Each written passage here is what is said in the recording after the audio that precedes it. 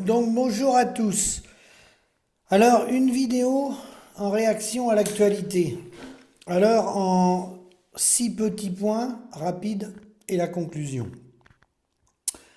Alors vous avez vu au niveau politique ce qui s'est passé dans l'actualité. La campagne européenne, nous on a été privés des plateaux télé parce que contrairement à ce qu'il y en a qui pensent, ce n'est pas une démocratie.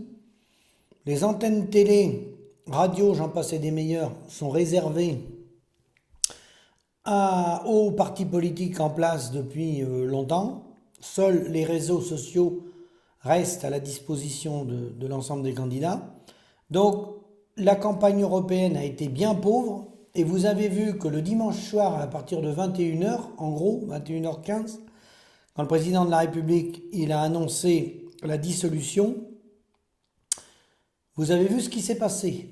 Nous, dans notre association, SAMU Social Agricole, on avait des députés qu'on avait des rendez-vous avec des députés urgents sur des situations très graves, où les rendez-vous avaient été pris, bien sûr, antérieurement à l'élection, à cette histoire de dissolution, des rendez-vous avec le préfet. Et les députés, ils ont complètement zappé les rendez-vous. Le préfet a dit qu'il ne se déplacerait plus. Parce que l'important, il y avait le feu dans la maison, l'important c'était la gamelle, sauver sa place. Voilà. Alors, deuxième élément que je veux soulever, j'espère que vous avez compris la manœuvre des politiciens. Certains parlent de l'union des droites, c'est pour pas perdre la face et garder leur place. Alors, qui parle de l'union des droites? Ceux qui sont le moins en position de force. Le Rassemblement national est en position de force, donc Zemmour parle depuis longtemps de l'union des droites, pour continuer à exister et avoir des places, ou d'autres, à droite, que vous connaissez, ils parlent de l'union des droites. Tout ça pour garder leur siège. Idem à gauche, l'union de la gauche. Donc des gens qui se sont critiqués, à droite comme à gauche, et à partir de 21h30, dans la nuit, tout le monde se fait la bise. Donc je pense que vous avez compris, j'espère que vous avez compris. Petit 3, ces gens-là, on a eu Valéry Giscard d'Estaing, Jacques Chirac, François Hollande, Emmanuel Macron, issus de l'ENA. À quoi sert l'ENA? Une pépinière de grands serviteurs de l'État, considérée à tort ou à raison comme la matrice d'une nouvelle noblesse d'État, l'École nationale d'administration, a formé la plupart des hauts fonctionnaires de la Ve République, et elle a aussi donné à la France des chefs d'État, donc les présidents de la République. Donc vous avez vu en haut, grand serviteur de l'État, l'ENA. Vous avez compris maintenant que ceux qui étaient là, ils ne sont pas là pour servir l'État. S'il était là pour servir l'État, à partir du dimanche soir, vous avez vu ce qui s'est passé. Et ça continue. Avec toutes les trahisons, Ciotti, Marion Maréchal, la gauche, même un membre du gouvernement de Macron, Rousseau, qui va aller au Front Populaire avec Hollande et tout. Enfin, je veux dire, si les gens n'ont pas compris, alors là, je ne sais pas quelle photo il faut qu'on leur donne. Donc ensuite, petit 4 sur la réaction. Pour nous, Agricole FNSEA, la FNSEA, réputée proche de la Macronie, a communiqué pour alerter sur les dangers que pouvait constituer le programme du Rassemblement national en matière agricole et a vanté la main-d'œuvre étrangère et le libre-échange. Bien sûr, lui, il se range du côté des mondialistes, des néo-libéraux, des pro-européens, qui soient les Républicains. Ils ont longtemps gouverné avec les Républicains, ces gens-là, UDF, RPR. La gauche plurielle, ils sont en cogestion permanente, et je vous rassure, si demain il y a un autre parti, Rassemblement national ou autre, ils seront en cogestion. Parce que c'est l'agro-industrie et l'agroalimentaire qui est en situation d'oligopole et qui pille la paysannerie. Donc vous avez bien compris qu'il était contre tout changement de politique. Et quand il dit qu'il faut continuer les échanges, j'ai lu un certain nombre de ses communiqués, il est hors de question de revoir le libre-échange et que ça profitait beaucoup aux agriculteurs français. Non, ça profite à lui, au groupe Avril, à InVivo, un certain nombre de coopératives, mais malheureusement, ça ne profite pas aux paysans. Sinon, il n'y aurait pas de morts par jour. Petit 5, manipulation. Puisqu'on est en campagne pour les législatives. Manipulation, pourquoi? Vous entendez un tas de choses de la part des candidats. Peu importe les candidats. Il y a deux grands blocs, Front Populaire et Rassemblement National. La Macronie est donnée bien en dessous. Quant aux Républicains, je ne sais pas s'il faut encore en parler. Donc pourquoi manipulation? Vous entendez des chiffres. La fraude sociale, tout confondu. Fraude sociale, comptable, c'est maxi 45 milliards d'euros par an en France. C'est de 20 à 45. On va prendre le chiffre supérieur, 45 milliards. Sachant que le premier poste, c'est le travail au noir. Les gens pas déclarés. 5 à 6 milliards d'euros par an. Moi, j'appelle ça le travail au noir en plein jour. Ensuite, je vais vous donner les chiffres. Il paraît que le problème, c'est les gens qui ne travaillent pas, les feignants, les gens qui n'ont jamais cotisé. Si on considère que ces gens-là, au RSA, je précise qu'il y a des agriculteurs, au RSA, je ne les ai pas mis dedans, RSA au prime d'activité. Si on grossit le trait, c'est entre 5 et 6 milliards d'euros par an que ça coûte à la France. Donc, vous voyez, 5-6 milliards d'euros par an, 45 de fraude sociale, on va dire, sociale, comptable et travail non déclaré, attention. Maintenant, j'arrive à l'évasion fiscale, des gens qui ne veulent pas payer leurs dus, leurs impôts. L'évasion fiscale, 15 milliards d'euros par an. Et la fraude fiscale, 100 milliards d'euros par an. Mais par contre, ce que tout le monde se garde bien de dire sur les plateaux, c'est l'industrie financière. Les 350 milliards d'euros par an, c'était 320, on est arrivé à 352 à peu près aujourd'hui. L'industrie financière, c'est tous les prélèvements qui sont faits par les financiers, les spéculateurs, le réseau bancaire sur les 2500 milliards de produits intérieurs bruts de la France sans travailler. C'est des gens qui gagnent de l'argent sans travailler. Ils sont plus que feignants, eux. C'est les ordinateurs la nuit qui leur versent les dividendes. 350 milliards d'euros par an. Personne ne va en parler de taper dans ce gâteau-là. J'ai entendu aucun homme politique en parler de ça. Et puis après, tout ça, c'est très bien. C'est beaucoup de promesses. Mais vous savez, c'est tous des pro-européens, ceux que vous allez voir à la télé.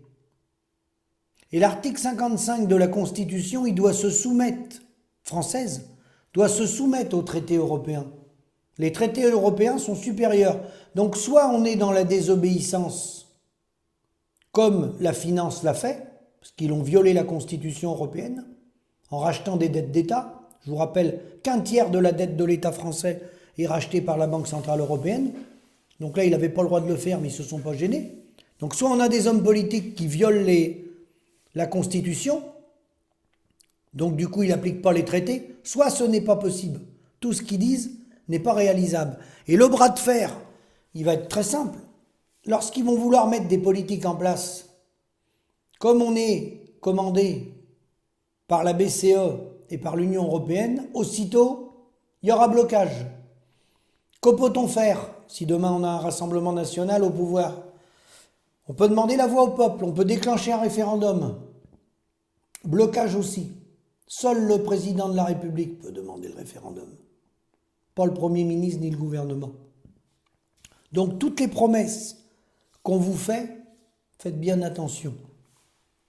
Les promesses n'engagent que ceux qui veulent bien les croire.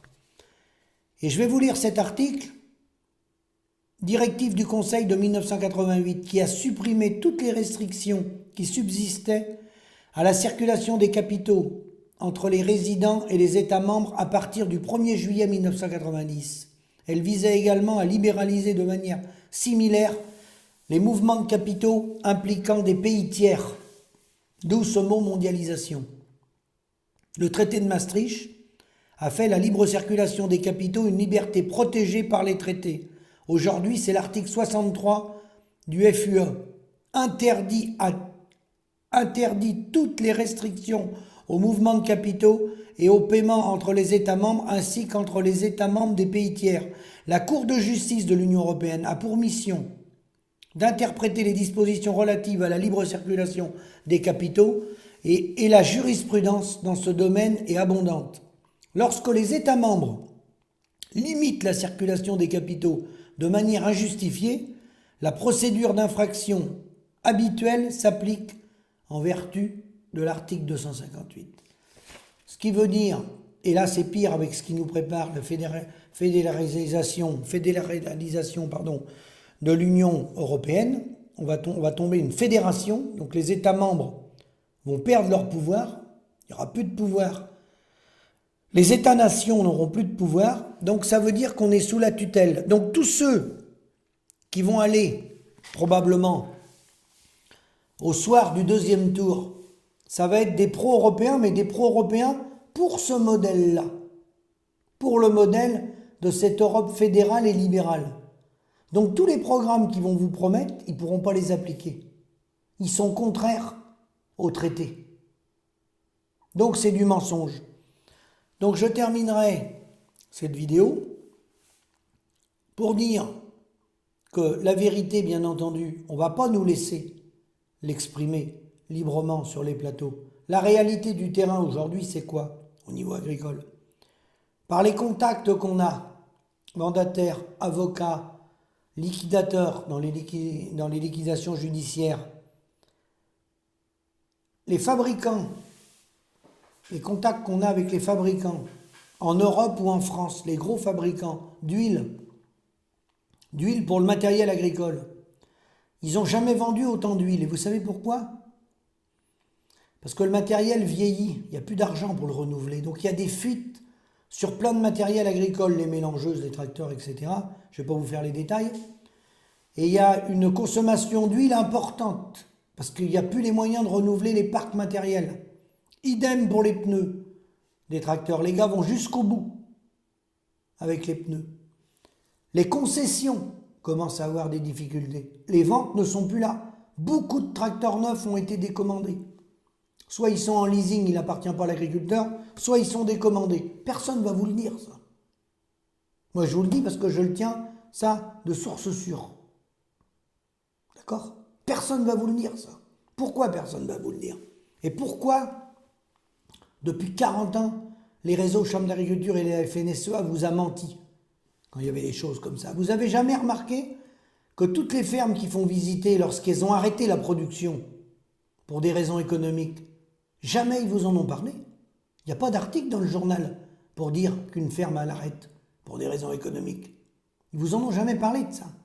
Parce qu'il faut faire tourner les boutiques. Il faut vendre des engrais, il faut vendre des phytos, il faut vendre du matériel, il faut vendre des robots de traite, etc., etc., etc. Voilà, il faut vendre des semences. Il faut faire tourner les boutiques. Voilà, paysan, lui, il faut qu'il travaille. Donc la réalité est bien cachée